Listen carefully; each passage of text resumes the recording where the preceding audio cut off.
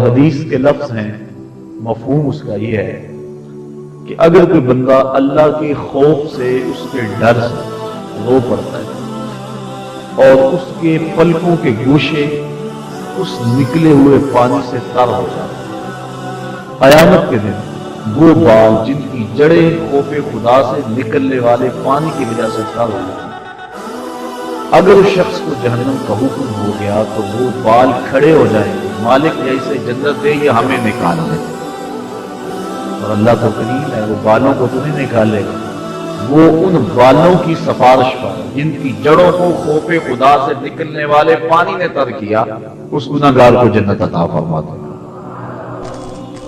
کتنا کریم ہے وہ مالک، کتنا رحم کرنے والا ہے وہ مالک کا۔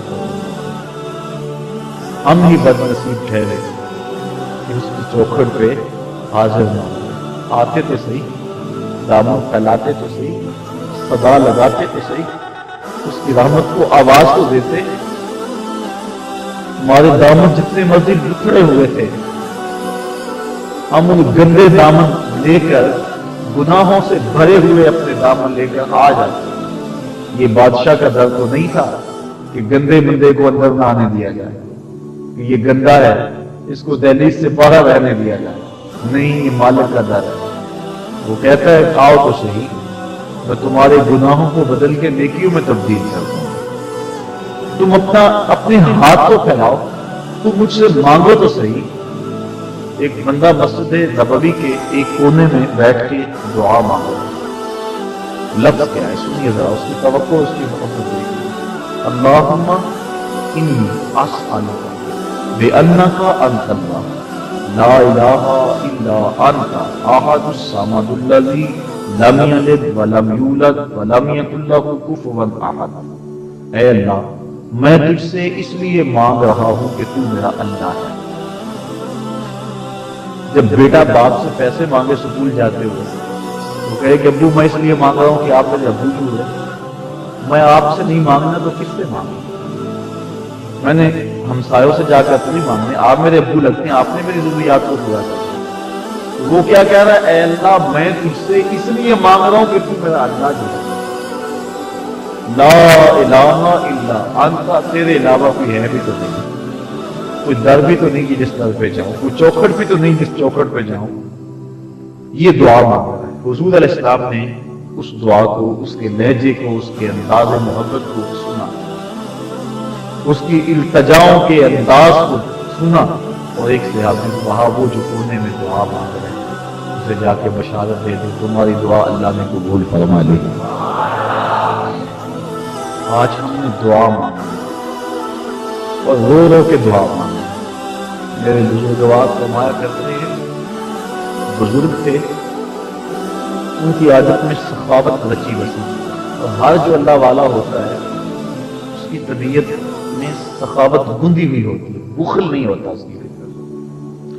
اپنے پیار کرنے والوں کے ساتھ، اپنے محبت کرنے والوں کے ساتھ وہ اپنی استطاعت کے مطابق اچھا ذہن سخاوت والا رکھتا ہے، اور فقیر کا یہی مزاج ہے کہ میرے ڈیرے سے لوگ لنگر کھاتے ہیں، روح کا لنگر بھی لیتے رہے اور جسم کا لنگر بھی چلتا رہے، یہ اس کی آرزو ہوتی ہے۔ اٹ کھڑکے دکڑ بجے تتا ہوئے چولا، آن فقیر کھا کھا جاون راضی ہوئے بلا۔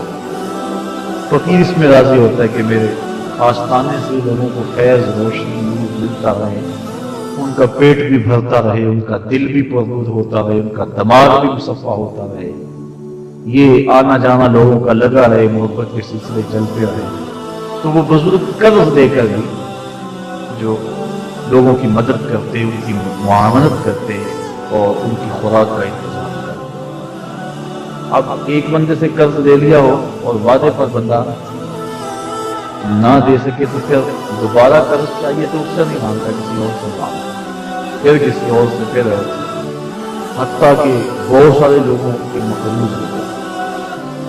بابا جی کا جب وقت آخر آیا، حالات ایسے پیدا ہوئے کہ محسوس ہوا کہ اب بس انتقال ہی کرنا چاہیں گے، تو جو قرض کھاتے وہ دروازے پہ آ بیٹھے کہ ہمارا قرض تو چکا جاؤ۔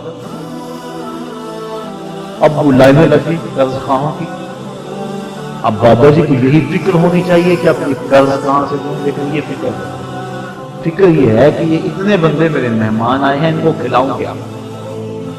तो पहले इतना मखबूज हूं और अब कर्ज देने वाला तो नहीं रहा, तो इनको खिलाऊं कहां, ये फिक्र लगी।